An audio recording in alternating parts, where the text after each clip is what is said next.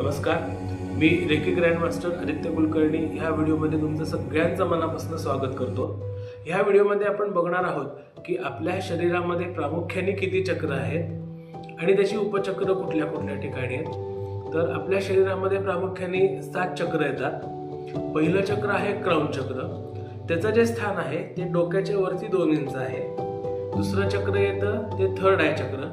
Third I चक्राची position ही प्रत्येकाच्या प्रकृतीप्रमाणे शरीराप्रमाणे वेगवेगळी असू शकते। जनरली थर्ड आय चक्राची पोझिशन ही या 2 कपाळाच्या मध्ये किंवा 2 भुवयांच्या मध्ये अशी येते। त्याच्यानंतरचं तिसरं आणि महत्त्वाचं चक्र आहे ते थ्रोट चक्र। थ्रोट चक्र हे तुमच्या गळ्यासमोर येतं। 5वं आहे हृदय चक्र, ते बरोबर तुमच्या छातीच्या मधल्या भागामध्ये येतं। त्याच्यानंतर नाभीच्या वरती 4 बोटं मणिपूर चक्र येतं आणि नाभीच्या खाली 3 बोटं तुमचं स्वादिष्टान चक्र येतं आणि स्वादिष्टान चक्रानंतर खालच्या बाजूला येतं ते तुमचं रूढ चक्र येतं। तर प्रत्येक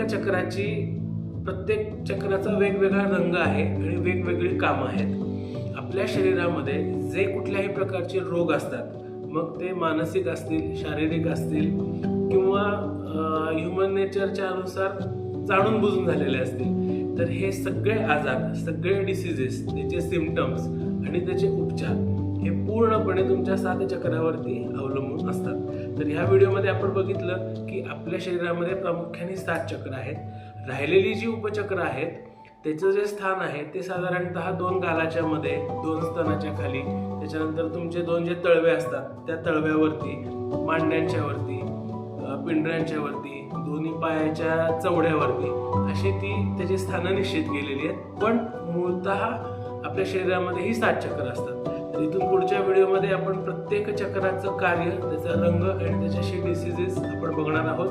पण भेटूयात आपण पुढच्या व्हिडिओमध्ये। तोपर्यंत हा व्हिडिओ तुम्ही जर का यूट्यूबला बघत असाल तर माझं चॅनल नक्की सबस्क्राईब करा आणि बेल आयकॉन नक्की दाबा। हा व्हिडिओ तुम्ही जर का फेसबुक किंवा इंस्टाला बघत असाल तर पेज नक्की लाईक करा, शेअर करा, कमेंट करा। भेटूया पुढच्या व्हिडिओमध्ये। तोपर्यंत मस्त खा, स्वस्त राहा आणि स्वतःची काळजी घ्या। नमस्कार।